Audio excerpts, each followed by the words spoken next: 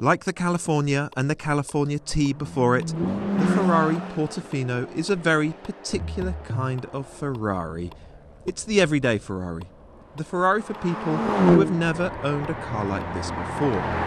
But this is the Portofino M for modificata. It's been modified in some quite important ways in an effort to make it sharper and more rewarding to drive. So the question is Ferrari's 2+2 convertible finally a true driver's car? With small rear seats, a spacious cabin and a good boot, the Portofino M really is surprisingly usable. Ferrari says this is the sportiest version yet, pointing out it now has a 5-position Manettino and a race mode for the first time. Power is up to 620 horsepower from 600, and there's a new 8-speed dual-clutch gearbox. The Portofino M weighs 1,664 kilograms at the curb.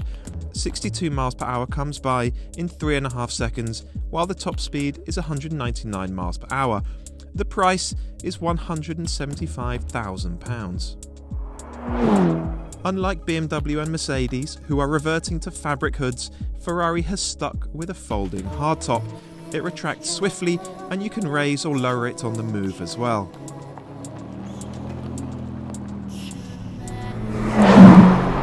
The point about this car is that it should be easy to drive, it should be unintimidating. And it really is both of those things.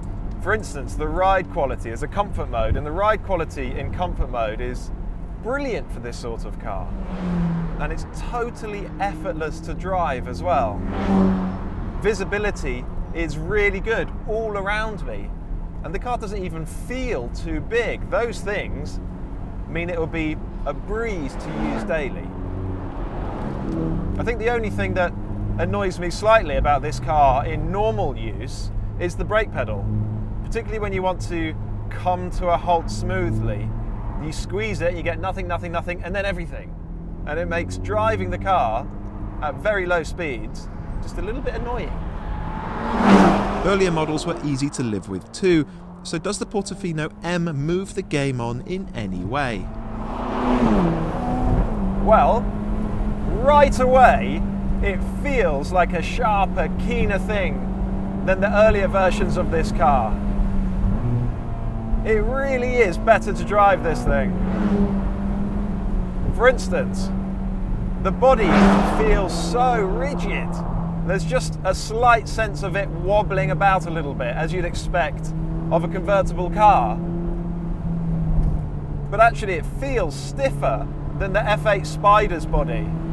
That's really impressive. The steering, it's very natural, very measured. It doesn't have that horrible Ferrari flighty, over-responsive thing that they were doing a few years ago. This is much easier to tune into, so you just pour the car into corners. It makes so much sense.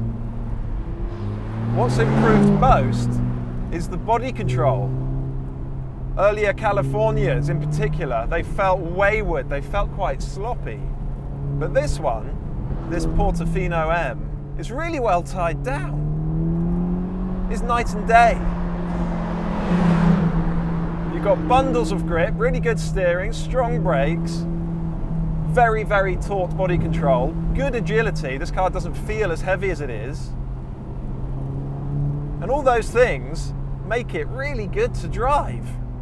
It's got good natural balance, strong traction. This is the first of this series of cars that I've actually really enjoyed driving. And the engine is so strong. This is the Roma engine. Oh, it's really quick. Strong torque. This engine is, for a twin turbo engine, it's so responsive and so linear, the way it delivers its power. Mighty, mighty impressive. It sounds pretty good. It's quite muted though. I do wish that a drop-top Ferrari had more of a howling soundtrack. They can do it with turbos. This one just feels a little bit muted. New 8-speed gearbox. It's really smooth in normal driving. Then when you get going, Yeah, just really sharp, really snappy. Feels like a very, very sophisticated, up-to-date powertrain. It's so effective.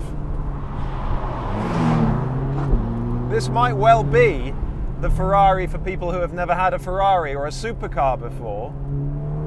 But you know what? Even if you're pretty experienced with very high performance cars like this one, I think you'll enjoy driving this thing. It's much more satisfying than earlier models. It really is.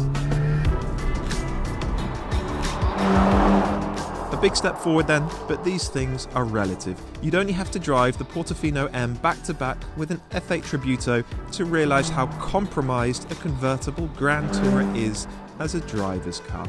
Ultimately, if you care about performance, ride and handling, this still isn't the Ferrari for you. Thanks for watching. Remember to comment below and subscribe to the PistonHeads YouTube channel.